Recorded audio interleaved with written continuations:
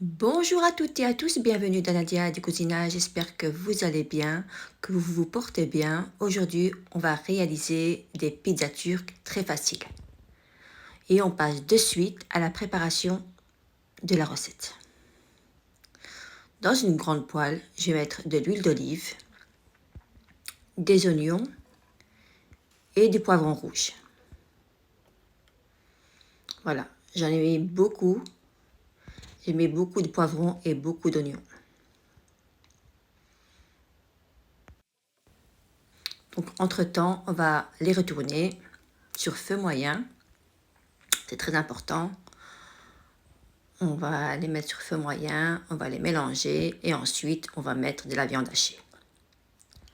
On vient les retourner, les mélanger. C'est une farce très facile. Vous pouvez le faire avec n'importe quelle farce. Poulet, fromage. Donc voilà, pour les épices, bon voilà, vous connaissez un petit peu, paprika, curcuma, poivre noir, du sel, de la coriandre, une poignée de coriandre, bien fraîche. Et voilà. On vient les retourner. Une cuillère à café de tomates concentrées. Si vous n'avez pas de tomates fraîches, moi j'ai mis des tomates en conserve. Donc j'en avais pas. Et voilà, c'est bien aussi comme ça. C'est très bon. Et voilà, une super farce. Plein de couleurs. Donc on passe à la sauce béchamel. Donc je vais mettre bien sûr du lait. Je vais mettre de la maïzena. Voilà. Je mettrai les ingrédients en barre d'infos. On vient les retourner, on vient bien mélanger. On va mettre un peu de poivre et un peu de muscade, si vous le souhaitez. Donc, on va laisser bien s'épaissir. Et voilà, après quelques minutes, ma crème est bien épaisse. On va rajouter du beurre, du sel. Et après quelques minutes, on va éteindre le feu.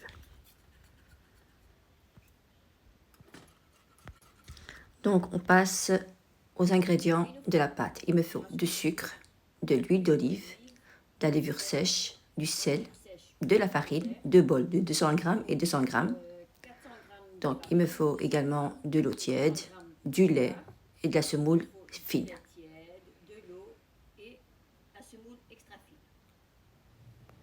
Donc, pour la pâte, Dans mon bol, je vais mettre le liquide, du lait tiède, de l'eau tiède. Mon verre fait 200 ml. On rajoute Ensuite, je vais mettre de l'eau tiède, du sucre et de la levure boulangère ou de la levure sèche. Également du sucre, une cuillère à soupe de sucre, comme ceci. On va ensuite bien mélanger. On va activer la levure, c'est très important.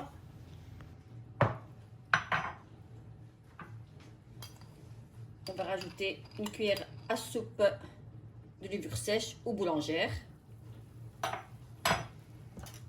Je viens mélanger.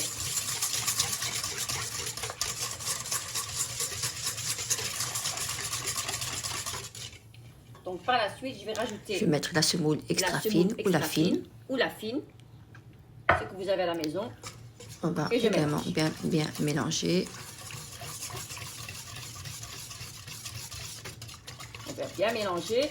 On va rajouter de la farine. Je vais rajouter les 200 g de farine. Voilà, 200 g de farine. Petit à petit. On va bien mélanger. Et on vient également bien mélanger. Si vous voyez que votre pâte est un peu compacte, il ne faut pas mettre tout le bol. Voilà, vous pouvez le laisser comme ça, comme dans la vidéo. Et on va laisser... Les 200 g, il ne faut pas tous les mettre, il faut mettre que 100 g. 10 minutes se reposer. La farine qui reste, on va le mettre tout à l'heure. Un torchon, pardon. Donc ici, on va laisser reposer 15 minutes de repos. Donc voilà, après 10 minutes. Voilà, après 15 minutes, on vient mettre de l'huile d'olive. De l'huile d'olive. Toujours de l'huile d'olive. On vient renverser. Voilà. On vient un petit peu mélanger au fouet ou bien à la cuillère. Parce que moi, je vais le faire au robot. Ou bien vous pouvez le faire aussi également à la main. Voilà, maintenant, dans mon robot, je vais rajouter de la farine petit à petit. C'est très important pour avoir une pâte assez souple. Le sel. Je vais rajouter en dernier lieu le sel. Voilà, c'est très important de rajouter de la farine petit à petit.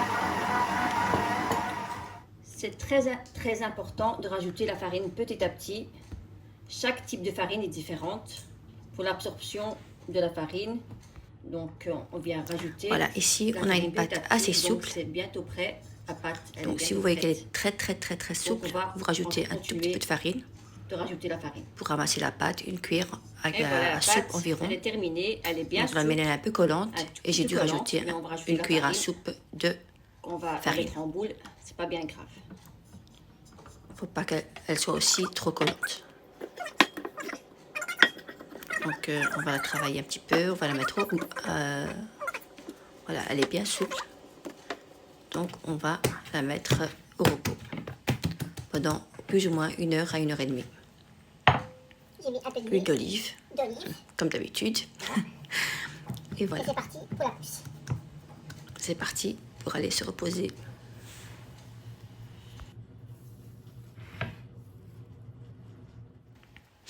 Voilà, ma pâte elle est bien gonflée, elle est bien souple. On va la dégazer.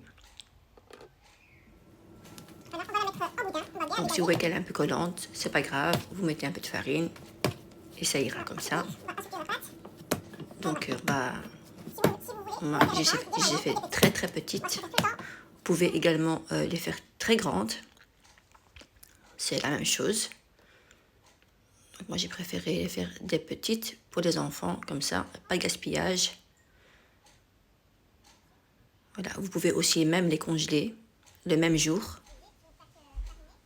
Vous laissez les pizzas refroidies et vous les mettez au congélateur.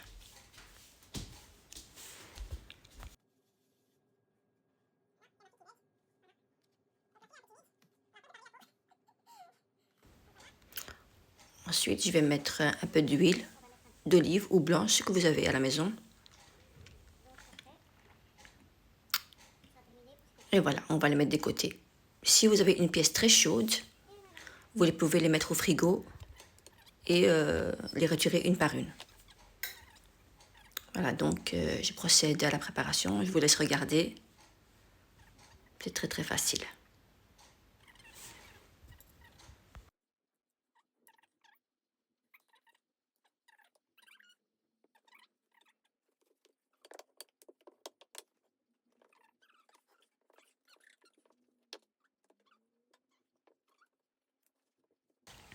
Voilà, ils sont en forme de bateau. On va mettre la sauce, le fromage et la sauce béchamel. C'est super bon avec la sauce béchamel, franchement. Trop bon. Et voilà, donc à 180 degrés, je vais mettre un jaune d'œuf tout autour des pizzas. Et si vous pouvez mettre du sésame de Nigel, si vous le souhaitez. Et voilà, ça va aller au four à plus ou moins 20 minutes.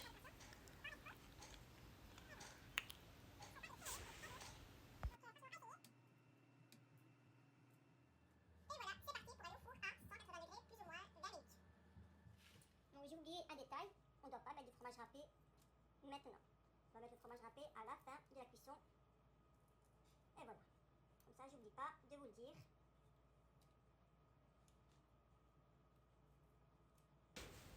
Et voilà, donc c'est parti, mes pizzas sont terminées. C'est délicieux, c'est très léger, la pâte est très légère. Donc voilà, on va les laisser refroidir. Donc ici, j'ai du fromage râpé. Donc moi je les mets à la fin parce qu'on ne les mange pas maintenant. On ne les mange pas de suite. Donc si vous voulez les manger de suite, vous mettez du fromage râpé et hop, au four. Et voilà, mes pizzas turques sont terminées. J'espère que ça vous plaira. C'est très beau, il y a plein de couleurs. On va en ouvrir un pour voir la pâte de l'intérieur. C'est très léger. Donc voilà, je les ai préparés rien que pour vous, pour vous montrer un petit peu les recettes du Ramadan. Et on passe à la fin de la recette. J'espère que mes pizzas turques vous plaira. Si c'est le cas, bien sûr, mettez-moi un pouce bleu, le partage et le petit abonnement qui fait toujours plaisir. Et je vous dis un grand merci et à très bientôt dans Nadia di Cucina. Likez et partagez. Voilà, ma fille a dit likez et partagez. Au revoir.